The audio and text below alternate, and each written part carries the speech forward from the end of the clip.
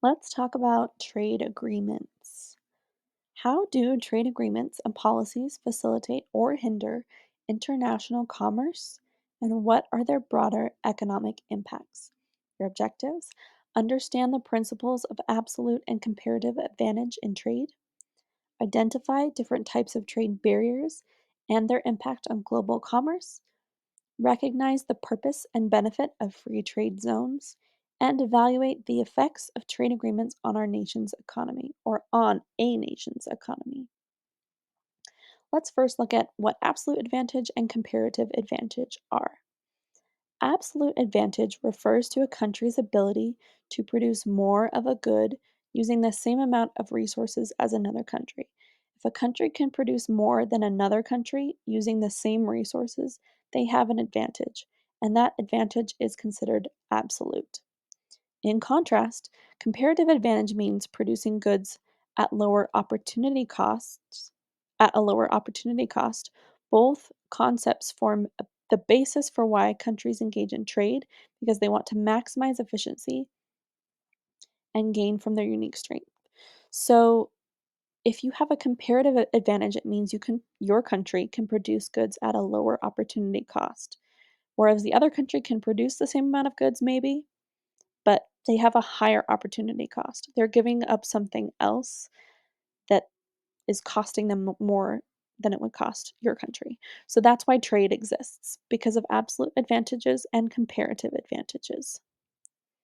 Trade barriers are things like tariffs. A tariff is a special tax for trading, and different tariffs exist depending on what type of goods and who you're trading with.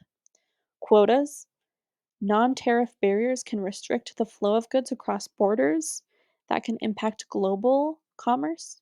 So, these barriers are used to protect domestic industries. Sometimes people say, let's spend money on things made in the United States so our money can stay in the United States.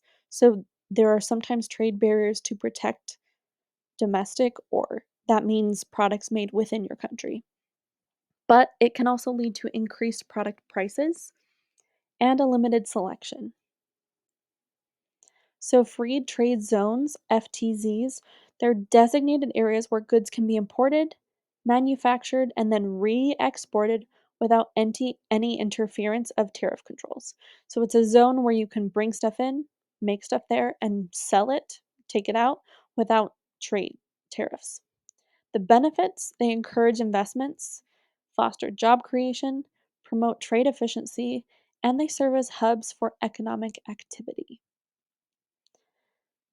The impact of trade agreements on national economies. So, trade agreements can drastically affect a nation's economy by reducing trade barriers. If two countries make an agreement that they're not going to have high tariffs or high barriers, that means there is going to be more trade between the two countries, and that can promote economic integration. These agreements can lead to increased market access, more competitiveness, which means better products for consumers, and economic growth, but they can also challenge domestic industries and employment. Let's reflect. Think about a product you use daily. Trace its journey from production to your hands. One of the easy ways to look at this is look at an item of clothing you're wearing because it usually says on the tag where it was made. Oftentimes, it wasn't made in a country and then shipped directly to you. It has gone through several different areas of the world. So, if you can trace a product from production to you, see how many places it has been. So, how can absolute advantage and comparative advantage, how can trade barriers and free trade zones influence that product's availability and price? I want you to think about that.